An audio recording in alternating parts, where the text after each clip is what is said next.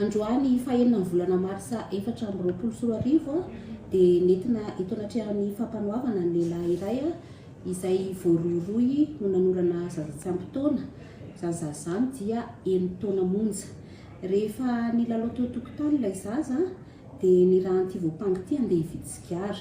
Ka rehefa vita izay fanirahany azy izay dia nobatainy ary nentiny tao amin'ny tranon-drazana anankiray ilay zaza.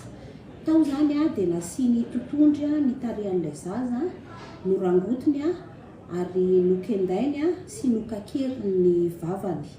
Ny taratasy izay navoakan'ny mpitsabo moa dia manamafy fa simba tanteraka ilay zaza ary lasa mitambatra mihitsy ny fivaviany sy ny fitombenany. Tsy maintsy natao niatrika fandidiana moa io zazakely io. Ao anatin'ny taratasin'ny mpitsabo ihany koa dia manamarina fa mangana ny lohan'ilay zaza izay nasiana totondry, nahitana dia kaikitra ny vavany ary dia nakenda ny tendany sy dia narangotra teny amin'ny tarehan'io zaza niarambony io. Ny aiky ny fiampangana azy moa ty voapanga ty.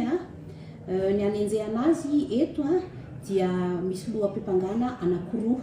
Ny loham-piampangana voalohany dia ny fikasana amin'olona izay voatondro sy fahaiziny andininy, faharoa 520 ary 400 amin'ny fehezan-dalana famaizana.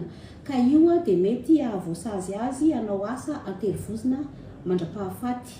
Ny loham-piampangana faharoa kosa dia ny fanolanana zaza latsaky ny 10 taona izay voatondro sy fahaiziny andininy 270 vaovao, fa-4 andalana voalohany ary fa-270 bisy vaovao ao amin'ny ilay lalàna vaovao voanivoaka 420 aotra ray tamin'ny 19 ny volana febroary 2024 izay nanova sy nameno andalana sasatsasany ao amin'ny fehezan-dalana famaizana.